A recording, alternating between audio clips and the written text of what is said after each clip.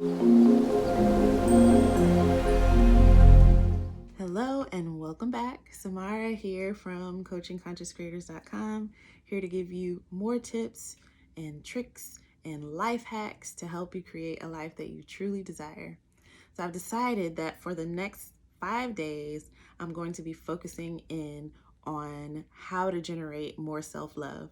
And I'll start by saying the journey to becoming a conscious creator, to becoming a master manifester, to creating a beautiful life that you really like is actually a journey to self-love underneath it all. And you'll see that in a lot of the content in my other YouTube videos and podcasts. I don't know how you're getting this information now because I put it on both channels. I have a YouTube and a podcast. But honestly and truly, all of this is about self-discovery and self-love at the end of the day.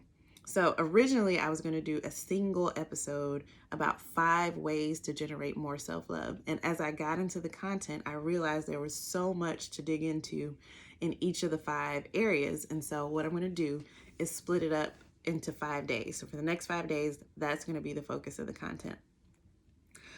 I know the term self-love is grossly overused and misunderstood.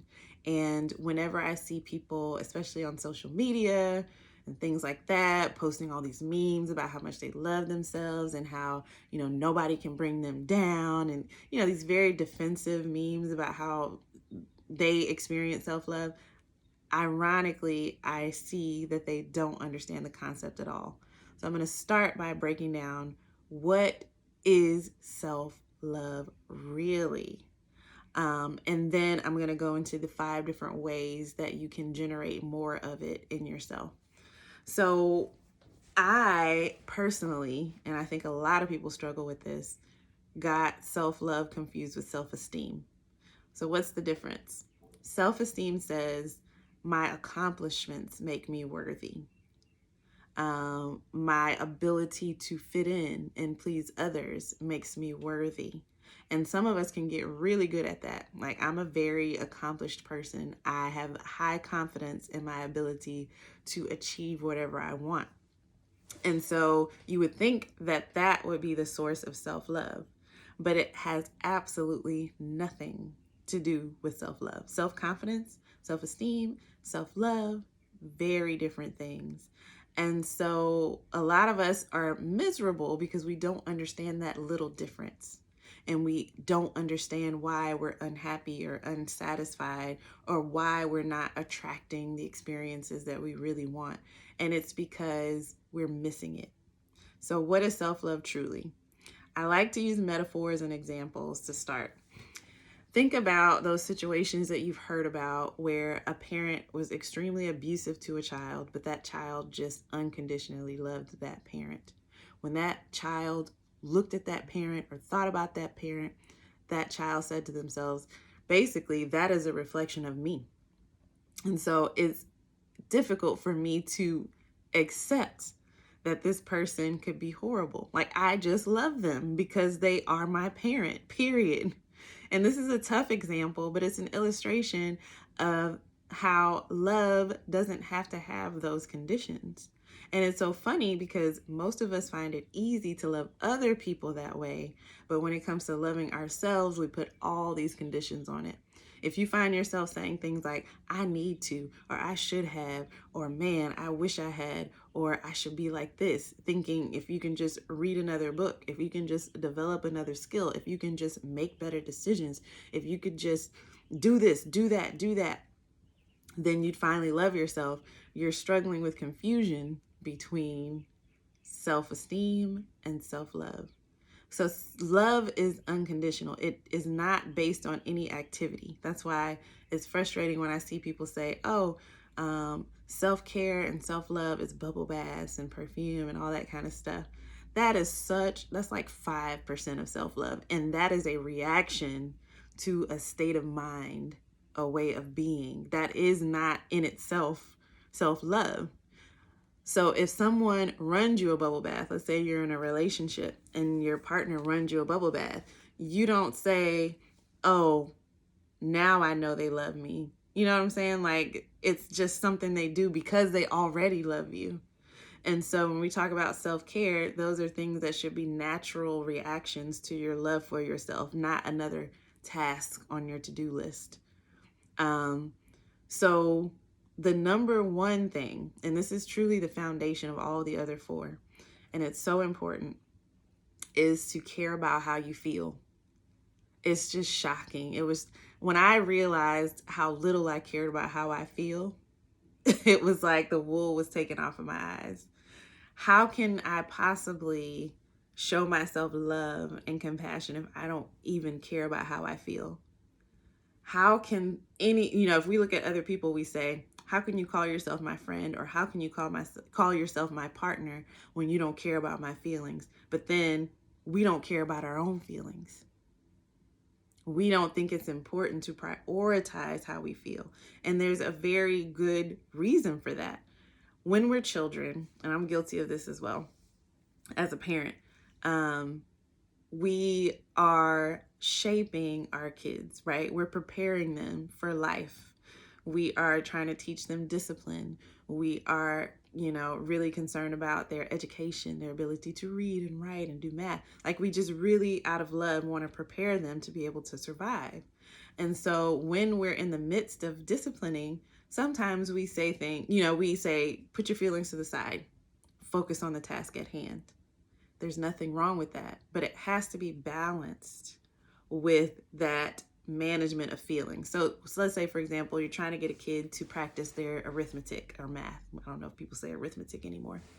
And the kid just really isn't feeling it, like they don't want to do it. As a parent, they have to do it, whether they want to or not. And so you say, sit down, be quiet, and focus. And so that kid is struggling with all kind of feelings, and you force them and you threaten, you do what you have to do to get them to focus, and they get it, right? But what we fail to do as parents, and what a lot of our parents fail to do with us, is then say, okay, let's address these feelings too. I understand that you were feeling frustrated, you were feeling bored, you were feeling maybe a little discouraged when you didn't get something right. How can you manage that and at the same time handle the task at hand? That's the part that we miss as parents a lot. And so many of us grow up, like me, able to do arithmetic, and with this habit of just pushing feelings to the side and never addressing them and even considering them unimportant. And then we become adults and we become depressed and we don't know where it's coming from. Like we have lost access to our feelings, our own personal feelings. And depression is just the pressing down of feelings. That's all depression is. Depression isn't really feeling sad. It's more of a numbness. It's more of a disconnecting from what's happening inside of you. And so as adults, if we had that experience, if we had the experience where our parents gave us that discipline, but they didn't teach us how to manage our feelings, as adults, what we can do is first remember how to access our feelings. Remember how to, in the midst of any activity, whether you're engaging in a conversation with someone else, and like me right now, as I'm making this video, I'm constantly checking in. What am I feeling? I'm taking deep breaths and I'm thinking to myself, how can I, if I'm experiencing an unpleasant feeling or sensation, first let me show myself compassion by accepting that that's true, and then let me think of a way to address that feeling appropriately. But I'm still making it a priority. What does this look like in our everyday lives? A really good example is when we're dealing with family. A lot of us have a lot of anxiety around family. A lot of us who are doing self-development work can feel so confident. We read all these books, we feel like we got it together mentally and emotionally, and then we get around certain family members and we revert. And we can't even identify the source, or we just feel anxious, or, whatever comes up. Or sometimes we have family members or friends who are draining us. And we're so used to pushing that feeling to the side and telling ourselves it's our duty to deal with this person, or it's our duty to participate in these family activities, and we push those feelings to the side just like we were taught as kids, and then we wonder why we act out in certain ways or why we experience depression. So the way to manage this is to always be monitoring your feelings and making them your top priority. Does that mean that you throw all rules out the window? Does that mean that you all of a sudden just throw caution to the wind and do whatever you want? No. What it means is you check in with yourself, show yourself compassion for what it is that you're experiencing, and then you take responsibility for shifting that experience so that you feel good and happy and peaceful again. Whether that means you limit the time that you spend with certain people without apology, while still, coming up with a way that feels reasonable and good to you to support and to love those people. Or whether you choose not to answer your phone for certain people, or you tell them, this is too much for me today. Can you call me back tomorrow? Another thing, the thing that really gets a lot of us who are parents is that relentlessness about parenting, right? Sometimes you can't just not answer the phone or hang up or choose not to talk to somebody, especially when it comes to your children. And as a mom, there are tons of things that I just really don't like about being a mom, and I never will. I'll never like dirty diapers. I'll never like cleaning up throw up. I will never like dealing with a screaming child every single night before bed, right?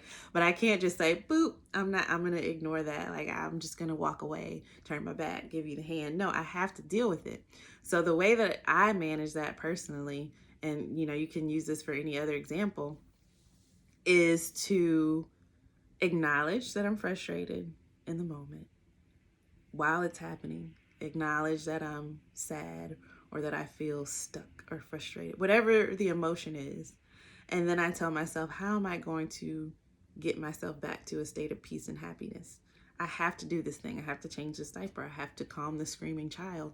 But how about I take 10 minutes after this to just sit and zone out in front of the TV? That would make me feel good. Or watch a comedy, or run a bubble bath if I have more time.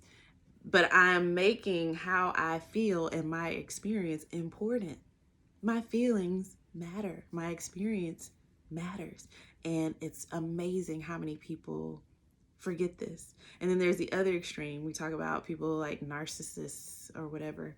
And you look at them and you think that they're putting their experience above everyone else's. And maybe that is what it turns into in a practical way. But really, they're just highly defensive because maybe they were told their feelings didn't matter their whole life. And they're taking the opposite unhealthy approach of taking that to extremes, making their feelings so important that they can't even acknowledge their own feelings without crushing someone else's. They're reacting in a very defensive or offensive way, whereas those of us who stuff our feelings are acting in a defensive way. And so part of self-love is showing compassion, acknowledging that your feelings are legitimate. Even if somebody told you that the feeling was inappropriate for the situation when you were a child, or even in the situation you're dealing with currently, if someone says, oh, you shouldn't feel that way, you do feel that way. And it's up to you to accept that, show yourself compassion, and figure out how to make adjustments. Any feeling is okay. Any action is not okay, but any feeling is okay. And you can get creative about how to adjust circumstances or how to love yourself. And you would do the same thing for anyone you loved, right? Let's say your friend calls you and she's crying and she's frustrated because she's dealing with her children. What are you going to do? You are going to be thinking of ways to calm her down. You are going to say, man, if you're a good friend, you're going to say, wow, I'm so sorry you're dealing with that. And you're going to make suggestions for her to have a better state of mind. And that's what you should be doing for yourself. Instead of being hard on yourself and saying, I shouldn't feel this way. I should feel this way. A lot of people who are successful are like this. Like, a lot of friends that I have are doing really well in life. Like, they have good marriage partners. They have lots of money in the bank. They're taking vacations. They've got beautiful children. And they are so ashamed to ever have a negative emotion. They shame themselves for sometimes feeling depressed or frustrated, or for sometimes wanting to take a break from their lives. all of those feelings are valid. And as soon as we accept all of our feelings as valid and we go within and we determine how we can shift, and there's not a one size fits all. It's just a matter of saying, I care about how I feel, just like I care about how those around me feel.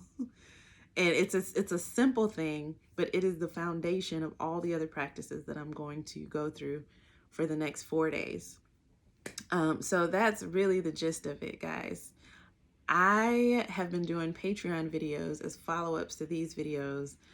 I don't think I'm going to do one today because I went really in depth. If you guys want me to do an exclusive Patreon video and you're one of my Patreon members, please comment below.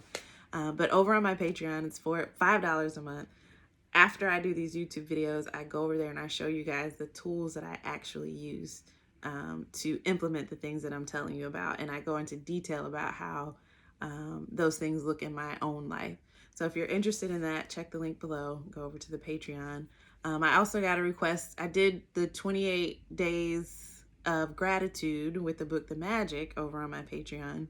And I got a request to do another book. And I think what I'm going to do next is Jack Canfield's Success Principles. So this is not just a book about, hey, do this to be successful. It's literally working through a lot of the topics that I talk about on the podcast and on the YouTube channel.